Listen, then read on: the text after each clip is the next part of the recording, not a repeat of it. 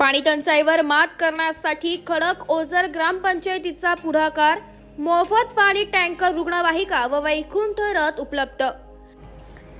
नाशिक जिल्ह्यातील चांदवड तालुक्यात उन्हाळ्याच्या तोंडावर दरवर्षी भेडसावणाऱ्या पाणी टंचाईवर मात करण्यासाठी खडक ओझर आणि गुऱ्हाळे या ग्रुप ग्रामपंचायतींनी अत्यंत स्तुत्य उपक्रम हाती घेतलाय। स्थानिक ग्रामपंचायतीच्या वतीने ना नफा ना तोटा या तत्वावर मोफत पाणी टँकरची सोय करण्यात आली असून पाण्याच्या दुष्काळात होरपळणाऱ्या नागरिकांसाठी ही एक मोठी दिलासा देणारी योजना ठरत आहे। सध्या तालुक्यातील बहुतांश विहिरी, बोरवेल्स कोरडा ठाक झाल्या असून धरणे आणि तलाव सुद्धा वसाड झाले।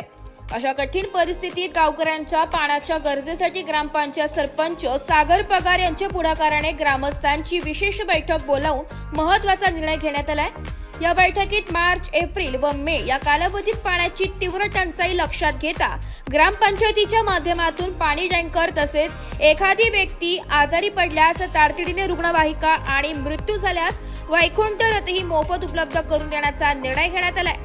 ग्रामपंचायतीचा हा निर्णय गावकऱ्यांच्या हितासाठी असून या उपक्रमातून समाजातील एकोप्याचा आणि सहकार्याचा संदेश मिळतो, असे तुकाराम पगार यांनी सांगितले। याचबरोबर ग्राम विस्तार अधिकारी रोशन सूर्यवंशी यांनी सुद्धा आश्वासन दिले की ज्या गावांमध्ये पाण्याची तीव्र टंचाई भासते त्या गावांपर्यंत टँकरद्वारे पाणी पोहोचवले जाईल। उन्हाळ्यात पाण्यासाठी होणाऱ्या त्रासावर ग्रामपंचायत खडक ओझर आणि गुऱ्हाळे यांचा हा उपक्रम निश्चितच एक आदर्श ठरत आहे। याबद्दल ग्रामपंचायतीतील आढावा घेतला आमचे प्रतिनिधी देविदास जाधव यांनी।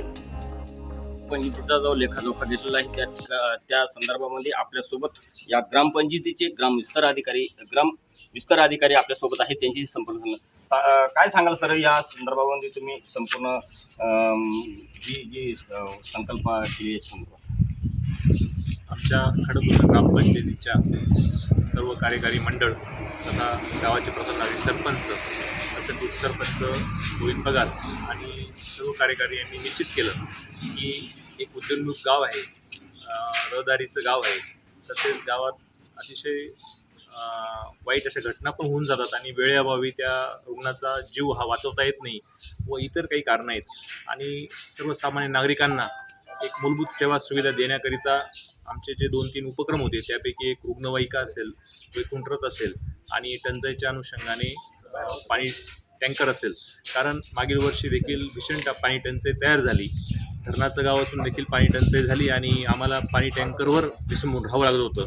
परंतु शासनाकडून मिळणारं पाणीचं टँकर हा अवेळी किंवा कमी प्रमाणात येत असल्यामुळे ती गरज निकट भविष्यात उद्भवू नये याकरिता एक पथदर्शी उपक्रम म्हणून आम्ही टँकरची निवड केली आणि आम्ही पाण्याचा टँकर हा खरेदी केला।